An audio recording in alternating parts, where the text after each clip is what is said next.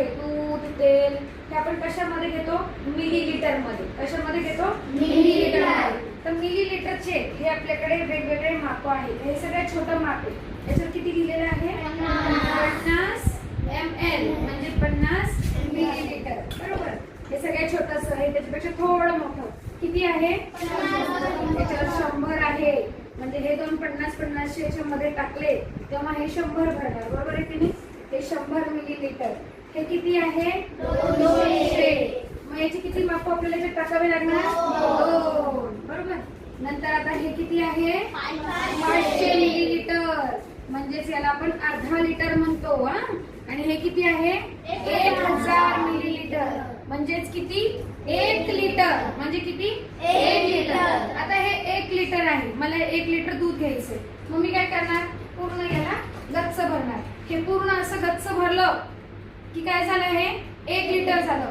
पण आता मला 150 मिलीलीटर तेल आणायचं. मग मी काय करणार 150 आधी मी किती घेतलं 100 बरोबर आहे ना.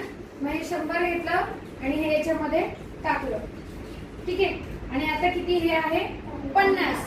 मग 100 आणि 50 किती झाले 150. यालाच आपण काय म्हणतो 150. मग 150 ml हे झालं. किती पाणी बसलं याच्यामध्ये आता सध्या किती पाणी याच्यामध्ये 150 ml पाणी आहे बरोबर आहे ना. आता आपल्याला मोजायचं आहे 250. कोण मोजतो 250 250 मोजते की. बघा आता किती माप घेतलं आधी दाखव. 200चं माप घेतलं बरोबर.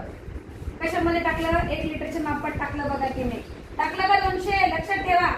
आता किती घेणार 50 बघा 50. आता किती पाणी आहे 1 लिटरच्या मापामध्ये दाखव सगळ्यांना. किती पाणी येतं सांगा 250. काय माप आहे बरं 250चं दुसरं नाव काय आहे 250 म्हणजेच पावशेर. पावशेर पाणी त्याच्यामध्ये आता बरोबर टाक त्याच्यामध्ये. कुठं आता रोणा तू मोजून दाखव मला 550 पाणी मोजून दाखव.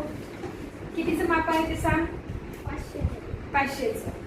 टाक त्याच्यामध्ये मोठ्या 1 लिटरच्या मापात 500 आणि आता 50 छोटं माप. किती पाणी टाकलं आपण त्याच्यामध्ये 550 बरोबर. कर कमी त्याला. आता 260 मोजायचे. कोण मोजल हा मोज